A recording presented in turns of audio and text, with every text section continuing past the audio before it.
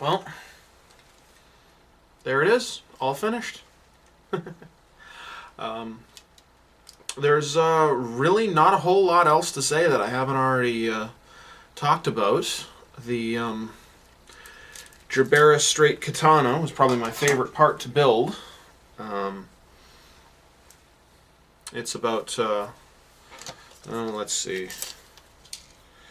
have my trusty measuring tape here. It is about 13 inches long and is made of about a half a dozen parts, including the one-piece blade, some gold chrome bits for the hilt, etc., including a pin. I don't know if you can quite make that out. There's a little tiny gold pin that actually holds the blade inside the hilt. It's a neat little touch, but it is a infuriatingly tiny little piece. And I lost it like 3 times trying to put it in, because I've got these big huge sausage fingers. So trying to slide this tiny little pin into this tiny little hole, it wouldn't go, and it took me like 10 minutes to get it to actually slide in. And like I said, I dropped it like 3 times. But the hilt itself has some really nice detailing. You probably can't really make that out very well in the footage there, but pardon me. You have to excuse me. I just ate lunch. I'll take some nice photos of the hilt and basically the whole kit shortly, and post them up on eScale models.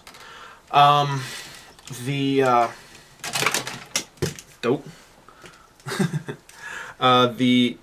scabbard for the sword actually is fairly neat in and of itself. The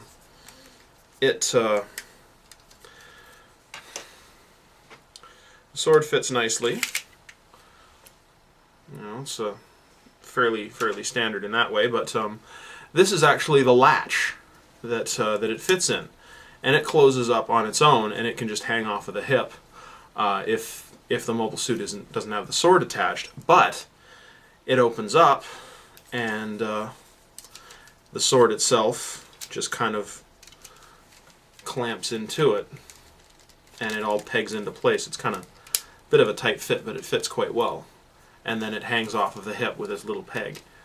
And there's a hook here on the end to hold the sword in place so it doesn't actually slide out. Other than that, the shield, which is effectively identical to the shield that came with the Strike and the Strike Rouge, only difference being the coloring. The latching on the back being the same red as most of the frame.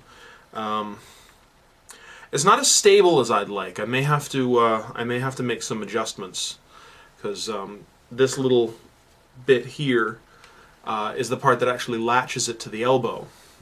Alright.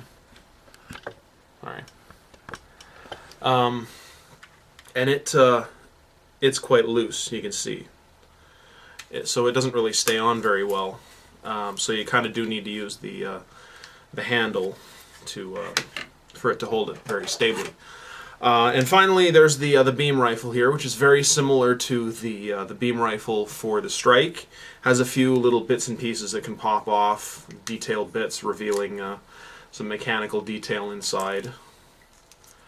It has a clear sensor right at the top there, and the forward aiming handle is adjustable. Not much else to say. Overall, it's a really good looking model kit. I still don't have any batteries for the eyes, so that's probably going to have to wait until I just take some photos of it, because I'm not going to bother with the video just for 3 seconds to show off its eyes. But now that that's out of the way, it's time to get started on my next project, which will be one that I've actually been quite anxious to get started on, based on one of my favorite movies. If any of you have seen it before, haven't seen it rather, it's a spoof of Star Trek.